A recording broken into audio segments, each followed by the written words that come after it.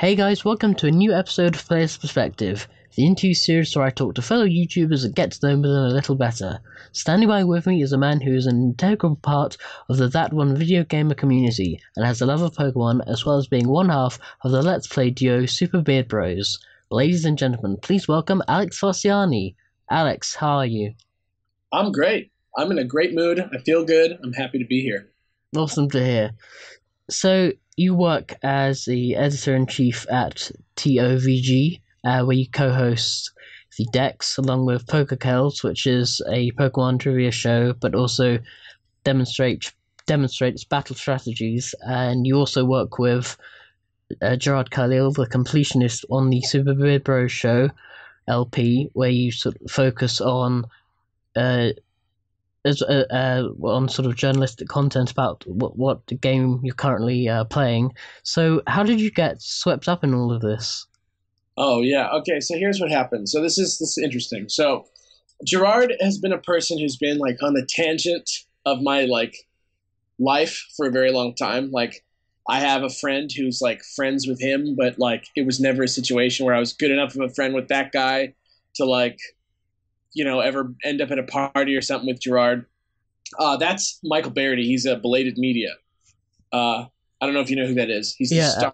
What if Star Wars was good guy. Oh yeah, I've interviewed him actually. I know Oh, he great. is. Yeah. Perfect. And so, like, I'm really good friends with him because we do comedy together in LA. And, you know, at the time, I was kind of like struggling. I was a freelance journalist. I was writing for Game Zone out of Florida, and I was writing for Indie Static out of Los Angeles before the whole, you know, Mm. scandal went down with them or whatever. But I was there and I was just like, trying to make ends meet, trying to do stuff. And because I was sort of like a games journalist, like, Michael Barrity, he was like, yo, you got to meet this guy, Gerard. And we ended up going to E3 together one of the days because I was covering it and he was there shooting, I think, The Completionist. I was in the episode, actually. They asked me a question about, like, Connect Sports 3. And I pretended like I was working at Xbox. But I didn't know them at all that day, and they were like looking for a guest to be on their DLC podcast, who is maybe going to come on as a third host because they wanted somebody who was like from the media side. And so I just got looped in that way, and me and Gerard just sort of hit it off, and we started Beard Bros first to sort of like warm me up as a YouTuber, sort of like get people to know a little bit who I was. And then we had the idea for the Dex, and we worked on it for about 6 months before we had a pilot that we liked. We had an original version of it, which was just me and Kelly sitting on the corner of my bed, sort of like, just like, kind of like, freestyling down some bullet points about the Pokemon, and it was like not like a comedy thing at all. It was just sort of like sort of supposed to be like an efficient, informative YouTube show. But we were thinking very small at the time, and that kind of opened up when we sort of realized what it was. But yeah, and everything just sort of took off, and then we launched the site, and now I'm running that. Very minimalistic job at this point, but I am doing it, and I'm here now. So it's really by sort of having the right connections that you unwittingly fell into it all. Yeah, yeah. I had no idea. Like, Michael Barrity, Belated Media, is also the main editor for Smosh. So it's like, it's crazy the amount of people. And I didn't do anything special to try and meet him. I wasn't like, this guy knows people. Like, this just happened to be a friend. Another one of my like friends from years ago is now on the Daily Show. She's one of the correspondents. She's like a good friend of mine up until 3 years ago when she like moved to New York and joined the Daily Show. It's just a nutty thing. Yeah, it's really interesting to see how, particularly in Los Angeles, there's that very specific community now of new media, particularly with YouTube, where it seems so many people are involved and there are whole businesses structured around it, and you don't really you could find small pockets of it somewhere else in in the country or indeed other countries, but it seems very specifically honed to LA. Yeah, it's like it feels like it's Hollywood again. It feels like it's like the 20s. Like everybody rolls through.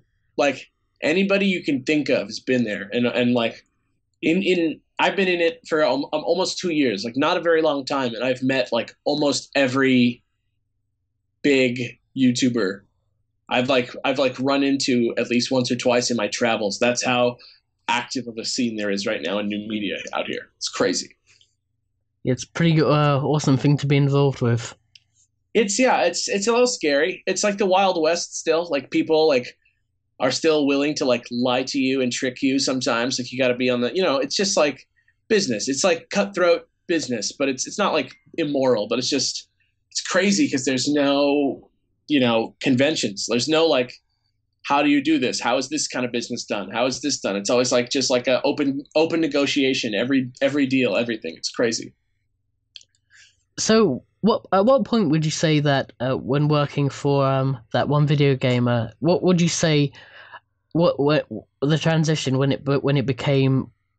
it started from sort of like a hobby for Gerard to complete games to a full blown business? Like when did I start feeling that? Yeah, when did you start seeing that?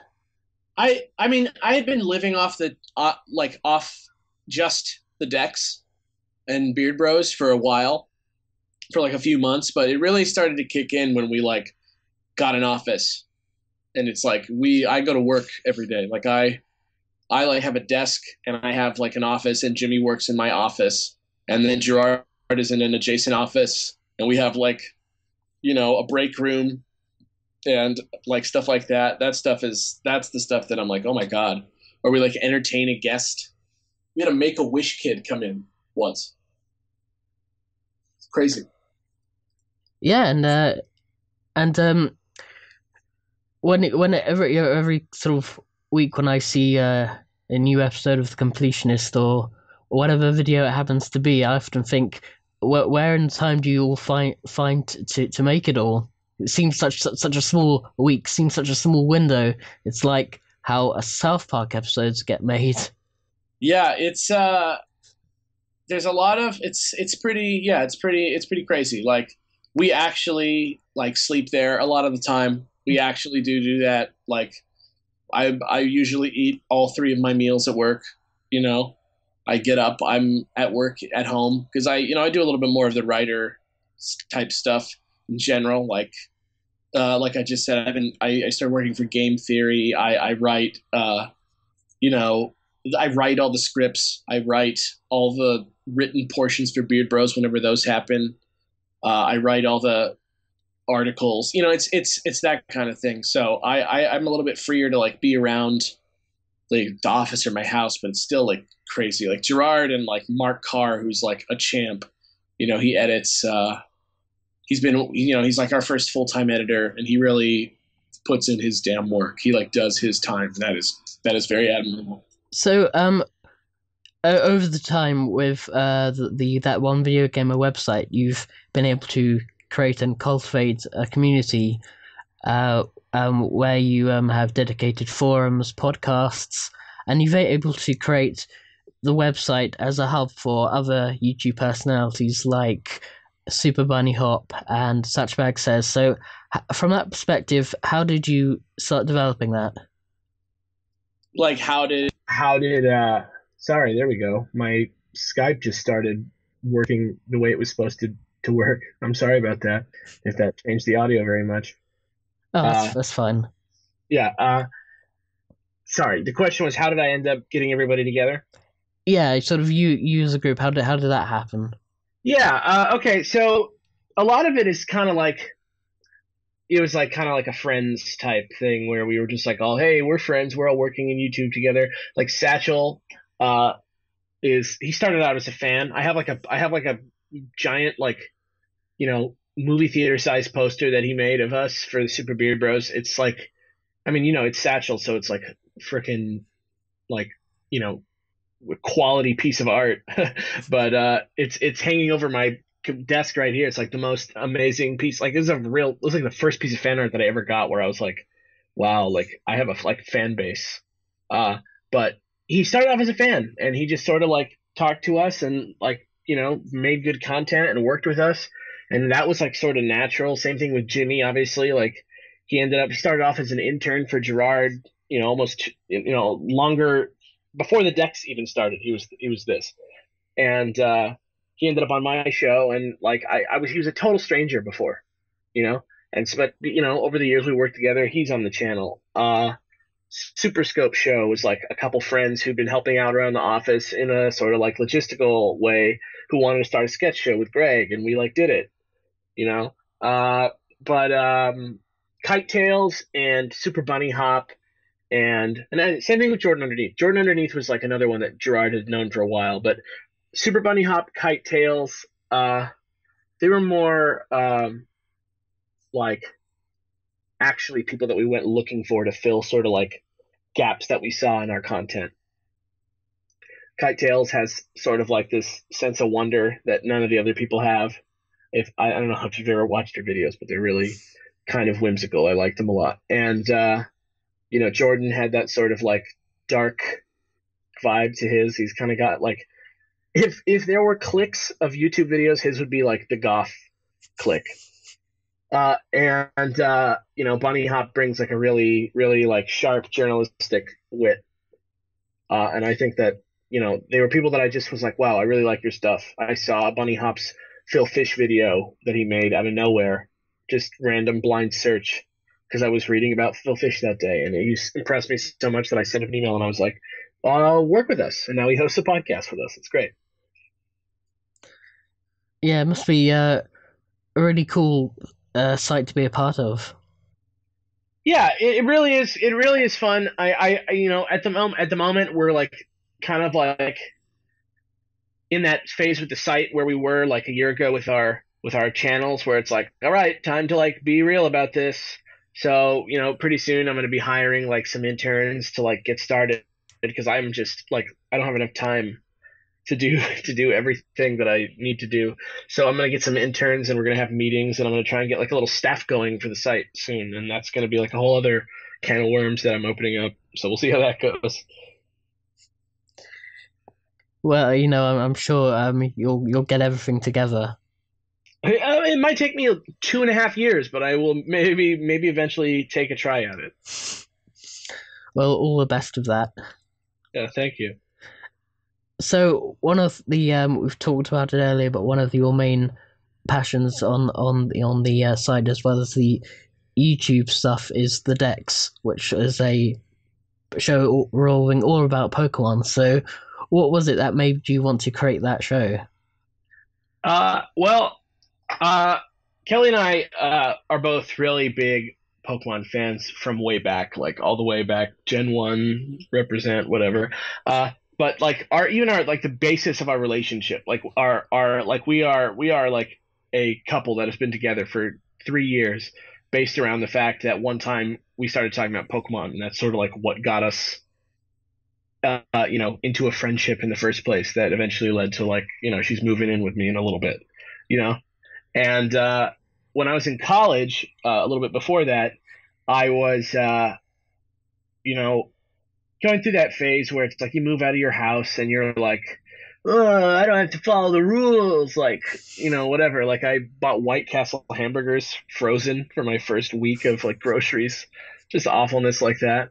But I also, stayed up till 6 a.m. in my underwear on the couch drinking Monster Energy drinks and, EV training a team in Platinum and Pearl version. And I was just eating that alive at the time.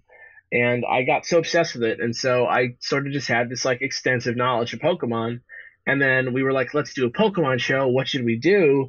And it was like, there really isn't a show about one Pokemon each time. How does that not exist? So we just all the time, constantly Googling it in disbelief that nobody made it while we were working on it. Just because like it was such a like niche, perfect idea for Pokemon that just hadn't been addressed. Yeah, it's interesting to see how they initially started off with that 150, and then they added Mew to get to 151, and then it seemed like 150 seemed such a kind of a nice round number, Yeah. and then they sort of surreptitiously add in this new character, and then that sort of paved the way for things to come.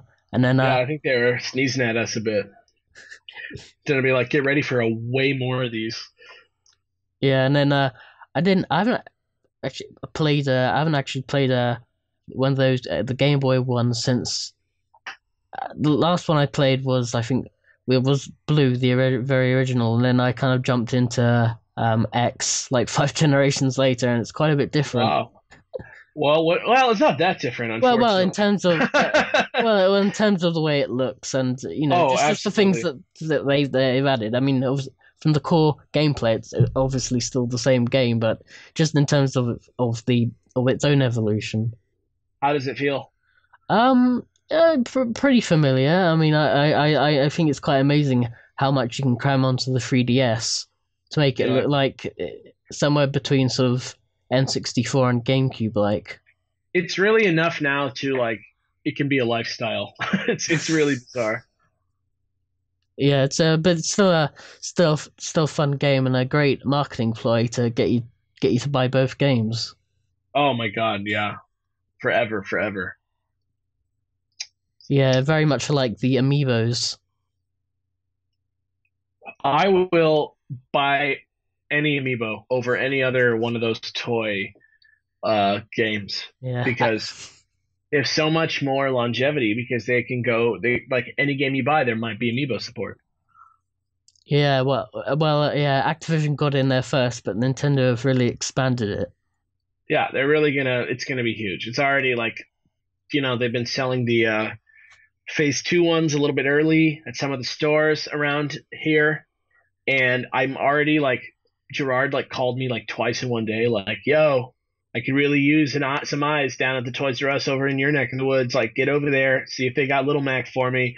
It's already starting to be like, I can feel it. I can feel it being a troublesome problem. Yeah, yeah. So I imagine when Gerard is all said and done, he's going to sort of become the Pokemon equivalent of Professor Oak. I imagine. Hopefully it doesn't eat him alive and then he just goes into the abyss.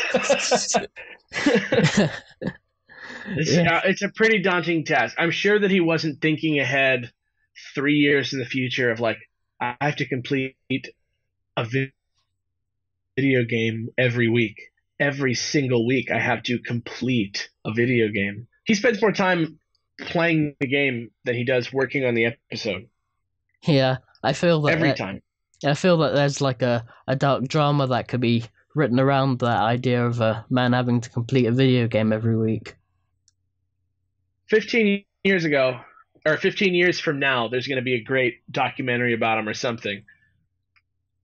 Because that's like it's like torture what he does. It's crazy, man. You should have seen him play Smash Bros. It was insane how much work there was to that. And then he did Skyrim a couple of weeks before that, didn't he? Skyrim and Hyrule Warriors was by far the worst game I think he's ever done. There was so much work, so much tedious work. I could picture like an episode of like Star Trek or Doctor Who where they like go to a planet and it's just like everybody has to play a video game a week and they're all just like husks. They're all kind of just jacked into the systems. Yeah, yeah. That I don't know how he does that. That's crazy. Yeah, I mean, I can even imagine it. You just I've finding the yeah, time alone. yeah. I mean, I can write an episode the same day that I shoot it, and I can do that twice in one day. Like compared to the completionist, it's crazy. Yeah, it's particularly if a game is packed full of replay content. Yeah, it's nutty. Like these new games are just there's too much to do. That's just like run around the city and touch 50 more points. Yeah, no, one of the games which I think has always had lots of replay value, even though they play exactly the same, is the Lego games. I thought you were going to say Assassin's Creed, and I Well, was going to be that too, yeah, but also but even though they play fundamentally the same, and it's pretty much a very iterative series. They can they're still a lot of fun because of what license they're based on. yeah. I and as long as the games are still good, like I think that Assassin's Creed's getting sort of a bad rap right now. For example, like they accidentally left a pretty big glitch in their game for like half a day, and it really came back and bit them in the ass hard.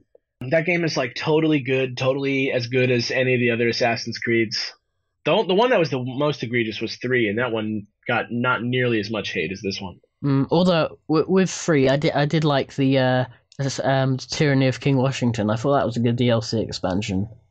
Yeah, because they kind of got they kind of got crazy with it. They like went for it in a weird way. I like that, and I'm ready for the DLC for Assassin's Creed Unity. Mm. I pay them for it. Yeah, and I think also, even though it's pretty much cobbled together with previous assets, Rogue is also pretty good in its own right. I haven't touched that one yet. It's on my radar. If somebody like gets it from me for Christmas, I'll be shattered because I was really hoping I'd be able to get around to Dragon Age, but I can't pass up Assassin's Creed. It's Yeah, like my Christmas tradition at this point.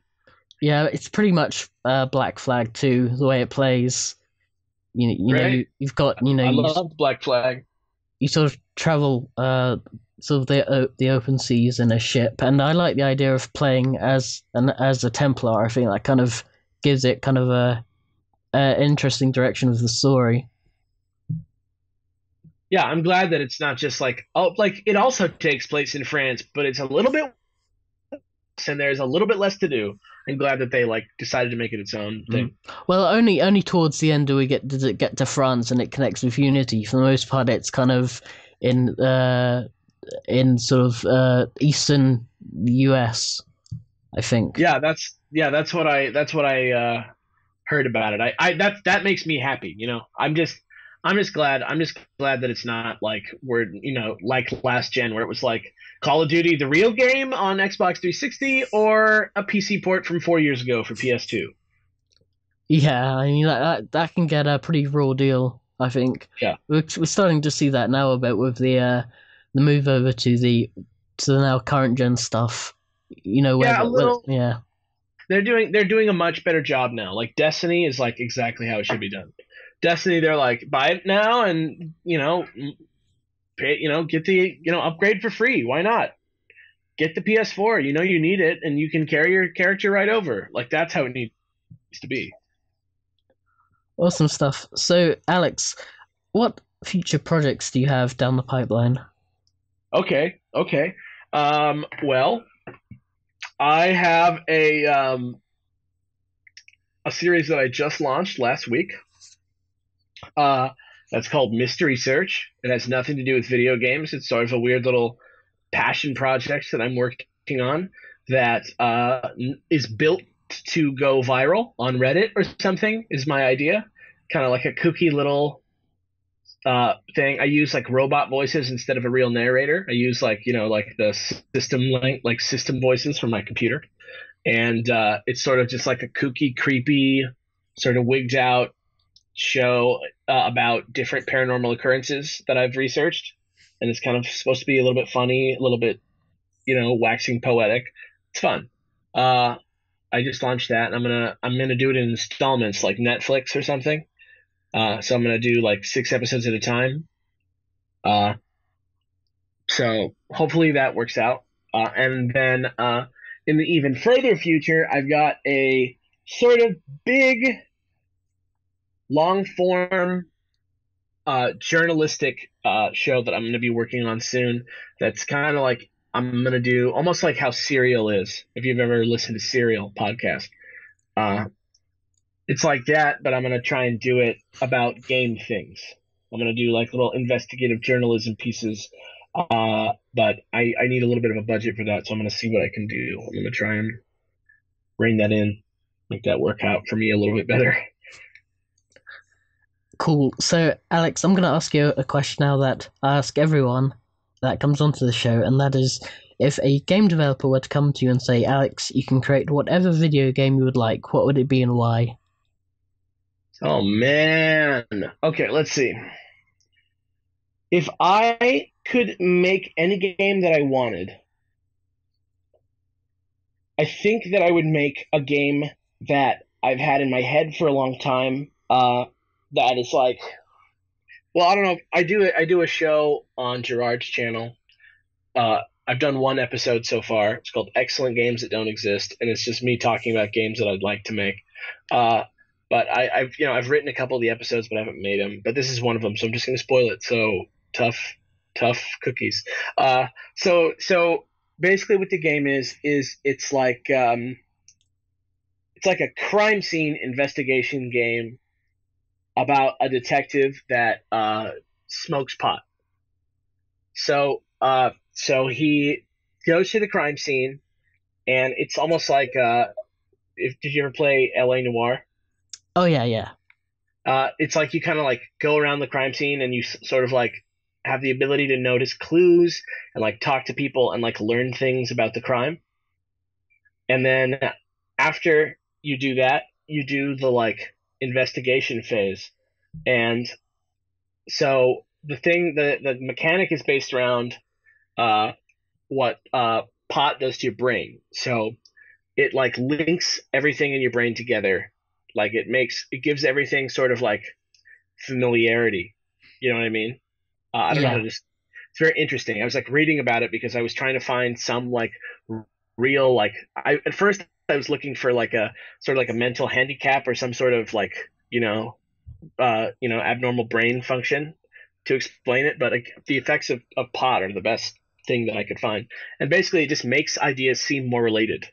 Um, and so, what you do, the gameplay of the game is that it's like you hold. I know that you probably weren't expecting such an in-depth thing, but I had this ready to go, and then you touched a nerve. Uh, Sorry about that. That's fine. But yeah. And so the gameplay is that you have like photos that have been taken of the crime scene, and you just sort of like flip through the photos, and as you flip through the photos, the detective like says things that are like sort of like hints about what goes with what, and you have to like flip from picture to picture in like a correct order to get him to like solve the crime by like thinking like, well, this is related to this, and then he figures out like, oh, like this thing, and then it like progresses forward one stage, and those two pictures are removed or whatever.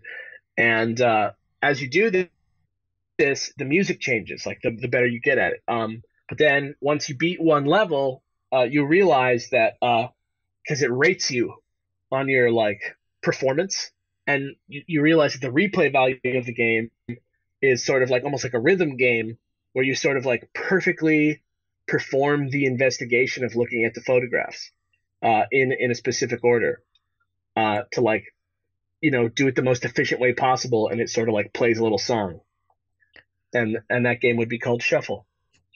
So it's sort of like a combination of Fatal Frame and rhythm games with something like LA Noir, like you said. Yeah, yeah, That sounds pretty unique. I'd like to see what kind of audience that could get. yeah. I feel like that's like a totally like makeable indie game. You know what I mean? Like I feel like it wouldn't be like too like tech heavy a game to design. Great. So I've Alex, been oh, thinking about this. I've been thinking about this. no, I can see you have you had that one ready to go. Yeah. So Alex, what do you have to say to all the people who have followed you since you started out on YouTube in that E3 2012 video and to where you are now? What do you have to say to all of the people?